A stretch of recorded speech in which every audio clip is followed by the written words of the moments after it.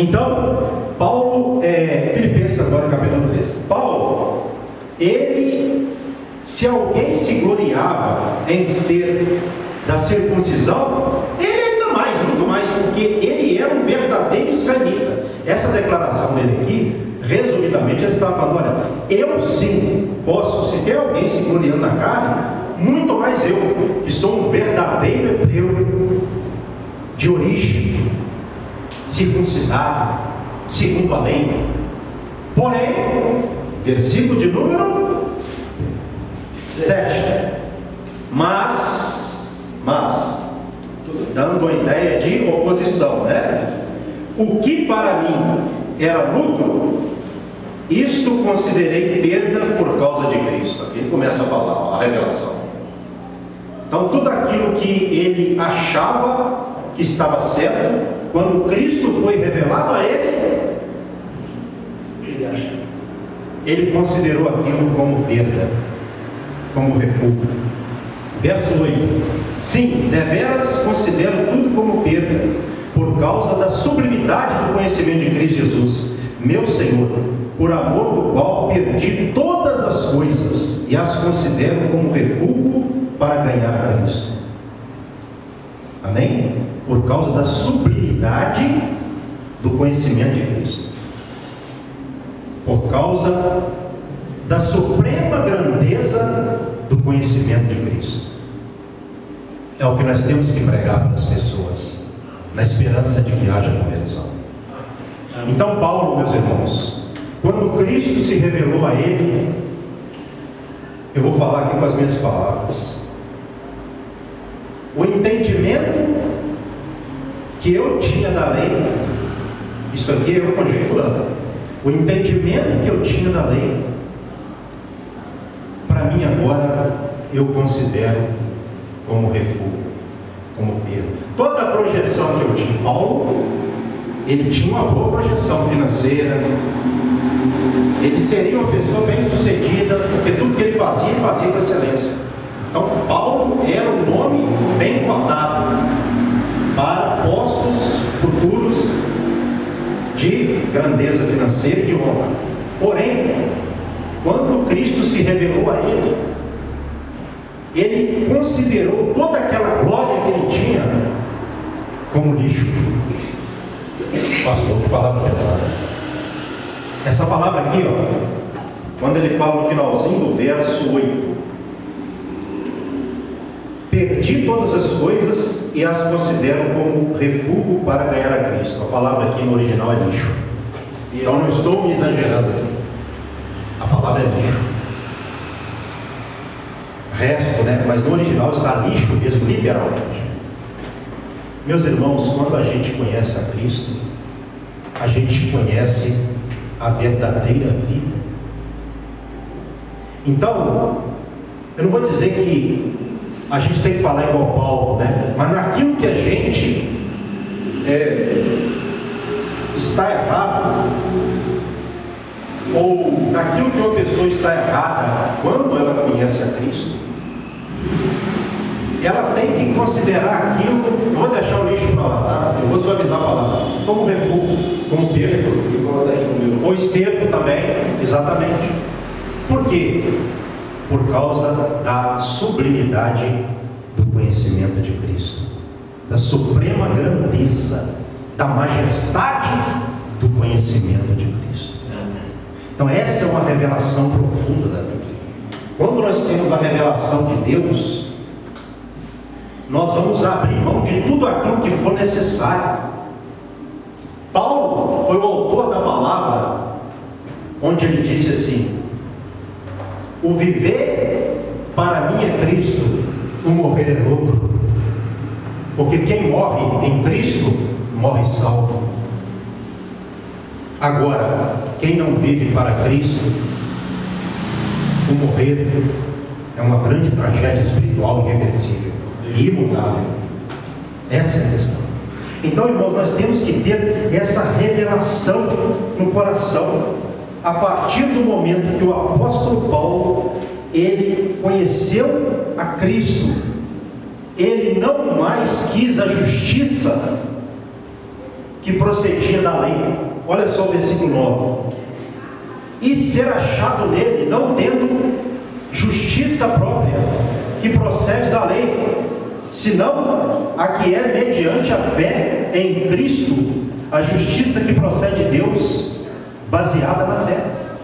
Então não há justiça se não for baseada na fé no nosso Senhor e Salvador. Amém. Essa é a justiça de Deus.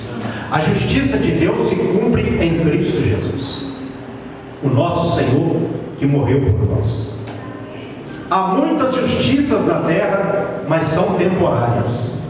A única e verdadeira justiça, ela está em Cristo Jesus, nosso Senhor, que tem o poder de salvar todo aquele que nele crê. Amém. Então eu não quero a justiça ou outra justiça que supere essa, até porque não tem. A única justiça que pode justificar o pecador e torná-lo justo diante de Deus é através de Cristo Jesus, que veio à terra, morreu por nós, pelos nossos pecados, foi crucificado, morto, sepultado e ressuscitou ao terceiro dia e subiu ao céu e está sentado à direita de Deus Pai Todo-Poderoso, de onde há de vir para julgar os vivos e os mortos. A Bíblia fala isso. Essa é a justiça do Senhor. Que adianta a pessoa ela ter uma outra justiça ou outra justiça na terra, tudo bem, mas não ter a verdadeira justiça que justifica o pecador. Vai adiantar uma coisa? É por isso que Paulo falou que ele considerou tudo como esterco, refúgio, lixo, porque ele conheceu o verdadeiro, o real, o imortal, o invisível, mas real e eterno, Cristo Jesus. É isso. É por isso que tem pessoa que não tem essa revelação. Já notou? Tem pessoa que às vezes está no meio religioso de modo geral, mas não tem a revelação. Não é, gente? Vocês já observaram isso? Você não tem a revelação. Você percebe que ela não tem. Por isso que ela fica apegada às coisas terrenas, às glórias do mundo, ou às honras do mundo. Eu quero a honra de Deus, que está em Cristo Jesus, nosso Senhor, a coroa incorruptível de glória, ou aleluia, que está reservada para os que amam ao Senhor e a sua vida. Naquele dia, meus irmãos, nada vai ficar de pé diante do Senhor, nada, tudo vai cair por terra, tudo é perecível, só não é perecível aquilo que vem do nosso Deus Todo-Poderoso, só não passa o que vem dele. Mas isso é muito forte o que Paulo disse aqui, não é? Então, verso 10 e 11 para a gente encerrar. Para o conhecer e o poder da sua ressurreição e a comunhão dos seus sofrimentos, conformando-me com ele na sua morte, para de algum modo alcançar a ressurreição dentre os mortos. Esse trecho é finalizado assim, e muito rico, porque ele disse: para conhecer, ele queria a justiça de Deus baseada na fé, não é? Para conhecer o poder da ressurreição. Qual é o poder da ressurreição? Aqui tem dois significados. Primeiro, toda pessoa que está em Cristo, ela é uma nova criatura. Porque a pessoa que não está em Cristo, ela está o quê? Espiritualmente morta. Agora, a pessoa, ela aceita Cristo como seu Salvador, recebe em seu coração, ela ressuscita dos mortos espiritualmente. Amém. E ela passa a viver em novidade de vida, uma vida nova, o poder da ressurreição, quando alcança a vida do pecador, a vida muda. E também aponta, segundo significado, para a ressurreição futura, tá bom? Esses dois significados aí. Então, para conhecer o Senhor e o poder da sua ressurreição e a comunhão dos seus sofrimentos. Então, Paulo, ele sabia o que era sofrer. Sabia ou não sabia? A Bíblia fala isso. Ele sofreu. Ele foi um apóstolo sofredor, porque ele quis ter parte nos sofrimentos de Cristo. Ele teve comunhão nos sofrimentos de Cristo. E todo cristão tem que ter comunhão nos sofrimentos de Cristo, senão não é cristão. E Cristo sofreu por nós, e por Ele nós temos que sofrer também. A Bíblia fala isso. Então isso é muito sério isso aqui, né? E também Paulo disse, conformando-me com ele na sua morte. Paulo morreu como um mártir ou não? Como um mártir ou não? Sim. Então Paulo, o que ele disse aqui, ele estava consciente e ele acabou morrendo como um cristão sofredor, como um mártir. Olha só. Ou seja, Paulo estava totalmente, com essa palavra, envolvido na missão cristã. Totalmente envolvido. Tinha comunhão em toda a revelação do cristianismo. Não é? Verso 11. Para, de algum modo, alcançar a ressurreição dentre os mortos. Qual ressurreição é essa? A ressurreição futura. Da vida eterna. Para a vida eterna. Para, de algum modo, alcançar a ressurreição dentre os mortos. E nós estamos caminhando para alcançar a ressurreição dentre os mortos. A grande promessa do Senhor. Não é verdade? Então, aqui nesse versículo manda assim, com o propósito de seja como for a ressurreição dentre os mortos, nela quero estar presente. para acabar de completar algo futuro que ele chegou, a grande promessa, não é? Então nós temos que ter esse sentimento no nosso coração. Eu quero estar presente na ressurreição dentre os mortos para a salvação eterna, quando o meu corpo corruptível será mudado, transformado, passado de um corpo corruptível, carnal, para um corpo incorruptível de glória, semelhante ao do Senhor. Essa é a minha promessa. Então, você cuide bem do seu corpo. Sabe por quê? É com ele que você vai ressuscitar. É por meio desse corpo que você vai alcançar, a transformação vai ser feita nesse corpo, para que você alcance o corpo glorificado. É isso. Cuide bem dele, para que você possa, naquele dia, ressuscitar para a vida eterna. Amém. Quem não quer estar na vida eterna, né? Quem não quer ressuscitar? E tem muita gente que às vezes nem fala nisso ou nem pensa nisso, né? Isso é complicado. Eu tenho que ter essas promessas no meu coração. Eu não sei se eu vou morrer hoje ou amanhã. Agora, de uma coisa eu sei: que se eu morrer com Cristo eu vou ressuscitar dentre os mortos para a vida eterna. E lá não vai ter mais sofrimento, lá não vai ter mais problema político, social, perseguição, problema financeiro, doença, traição, problema de ordem financeira, espiritual, conjugal. Lá vai ser a bênção eterna para todos, onde nós estaremos com o nosso Senhor, e não vai haver mais lágrimas, sofrimentos, tristezas. Essas coisas, nesse momento, já serão passadas. É isso que a gente tem que querer. É o que Paulo pregava, a visão de Paulo é essa.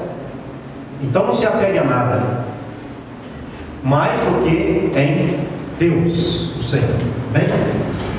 Vou chamar o evangelista Francisco, nosso amado irmão Gelson, por favor. Dirijam-se à frente para me ajudar aqui nesse momento. Macarena, vira aí para nós aqui, para o evangelista aqui orando, nosso irmão Gelson.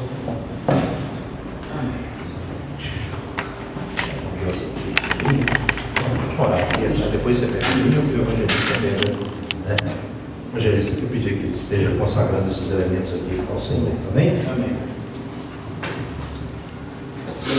Pai querido e Pai amado, primeiramente, Senhor, eu te peço perdão, porque todos nós somos pecadores, Pai, mas nós necessitamos, Pai, da tua unção.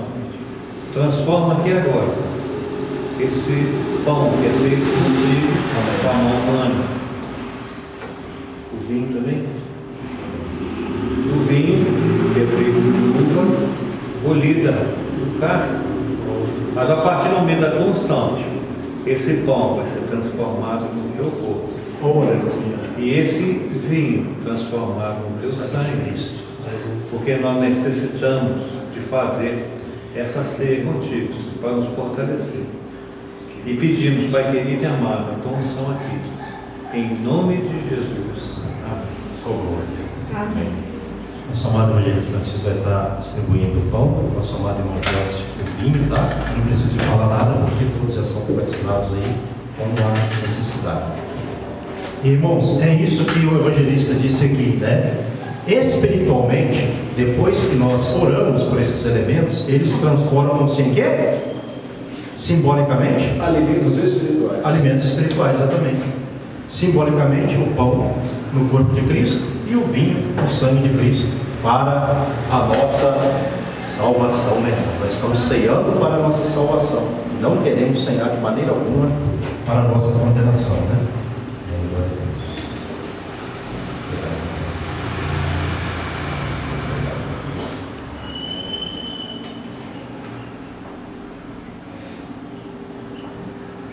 Quem está com seu pão, seu cálice de vinho, pode começar a fazer sua oração, fique à vontade, vamos orar. Pai querido, Pai amado, Senhor Deus, nós estamos aqui em oração agora neste momento, pedindo-te perdão dos nossos pecados, ó Pai, pensamentos, atos, obras, ó Pai, palavras, Senhor, que nós falamos, nós pecamos sempre, Senhor, infelizmente. Mas felizmente temos a ceia, meu Pai, que é o mandamento do Senhor que nós estamos cumprindo mais uma vez para a salvação da nossa alma. E não queremos de maneira alguma, como Paulo disse aos Coríntios, ó Pai, que estavam ceando para a condenação, não queremos, ó Pai, cear para a condenação, mas sim para a salvação. Então estamos assim pedindo perdão de todo o nosso coração, de toda a nossa sinceridade, ó Pai, para que o diabo não tenha nada do que nos acusar diante do Senhor, ó Pai, e assim nós estejamos aptos, perdoados, ó Pai, purificados pelo sangue vertido na cruz do Calvário de Cristo Jesus, e assim ceiemos, ó Pai, tendo parte com Ele, por meio do pão que simboliza o corpo e do vinho que simboliza o sangue, para a vida eterna, em nome de Jesus Cristo, é que nós pedimos-te perdão de tudo, meu Pai, que nós fizemos, ó Pai, errado, tudo que nós fizemos de forma contrária, pecados, ó Pai, que cometemos, ó Deus, que o sangue de Cristo, imaculado, vertido na cruz do Calvário, purifique-nos de todo pecado nesta noite, em nome do Teu Filho amado, Jesus Cristo. Amém. E graças a Deus. Amém? Quem orou com fé, quem não acabou de orar, pode ficar à vontade, tá? Cada um tem a sua particularidade com Deus, e na sua particularidade cada um ora. Mas se já acabou, erra um pouquinho o pão assim e diga: Senhor meu Deus, eu te agradeço pelo Senhor ter enviado Teu Filho para morrer, para sofrer pelos nossos pecados na cruz do Calvário, em nome de Jesus. Quem orou com fé, coma do pão, simboliza o corpo de Cristo.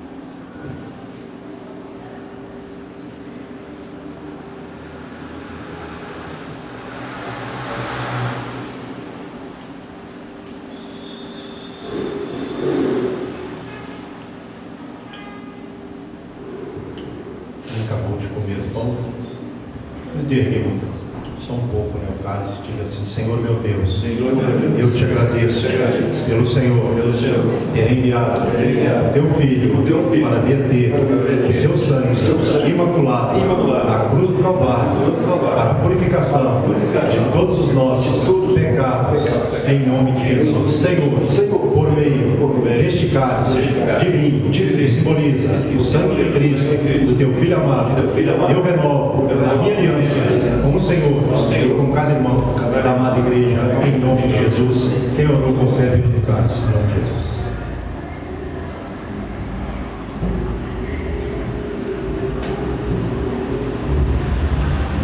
Aleluia. Glória a Deus. Louvado seja Deus, bendito seja o nome do Senhor. Amém. Agradecemos a Deus por este momento, né? Que nós estamos aqui juntos, reunidos, e que nós continuemos, meus amados irmãos, juntos, reunidos, né? Por quê? Porque a nossa, eu não vou dizer intuição, né? Mas o nosso pensamento, de acordo com a Bíblia, é de que quando Cristo vier nos buscar, Ele nos encontre na comunhão, se nós estivermos vivos quando Ele voltar. Mas, se nós, quando Ele voltar, já, exatamente, tivermos partido, né, para outra vida, nós vamos ter partido no espírito da comunhão.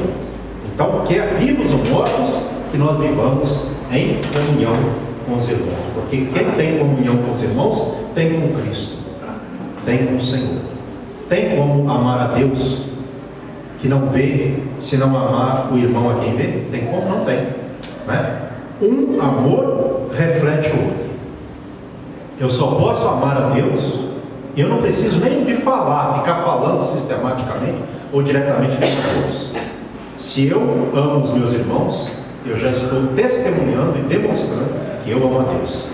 É dessa forma que se ama a Deus. Não é, eu amo a Deus, eu faço tudo por Deus, igual muitas pessoas, né? Mas não obedece a Deus, não procura ter comunhão, então não adianta. Quebra os princípios, né? E não vive os mandamentos. Amém? Não pode ser assim, evangelístico, por favor. Faça assim com as suas mãos em qualquer receber. Pai, a todos presentes e ausentes, eu abençoo com o teu amor, com a graça do Filho, com a sua doce consolação do Divino Espírito Santo. Te agradecemos, ó Pai, por esta ceia abençoada, esta santa ceia, para, meu Pai, purificação dos nossos pecados, cumprindo, meu Pai, o mandamento do Senhor, e assim eu abençoo a todos, ó Pai, nesse tão grande amor do Senhor, na comunhão do Filho e na doce consolação do Divino Espírito Santo. Que todos possam, meu Pai, estar indo para os seus lares, no encorajamento, meu Deus, nessa paz, que o Espírito Santo, nessa consolação que Ele concede, para que nós terminemos a semana e comecemos a semana prática amanhã, no encorajamento e na consolação do Divino Espírito Santo. Assim eu oro e os abençoo, em nome de Jesus, amém. E que as palmas vão ver, amém. Vamos ver o ponto da paz do Senhor, irmão, que está do seu lado. Deus abençoe em nome de Jesus. E você, preste atenção, pastor, vai falar aqui, só um segundinho. Não deixe de participar do grupo. Quem está no grupo, por favor, sempre que puder, dá uma passada lá, participe. E os cultos também, né, irmão? Não deixe de vir aos cultos, porque nós estamos com